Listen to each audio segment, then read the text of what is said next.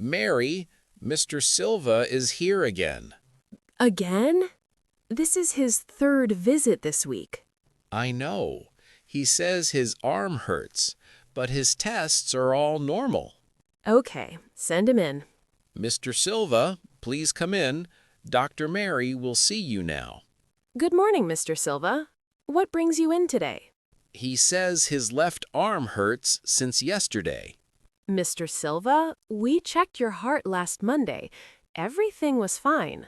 He also brought a list, a long list. A list?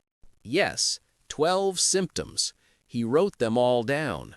Mr. Silva, I understand you are worried. That is okay, but your body is healthy. He read about it online, doctor. I see. Mr. Silva, the internet can be scary, but your tests say you are well. Should we run more tests, doctor? No, but I have a better idea.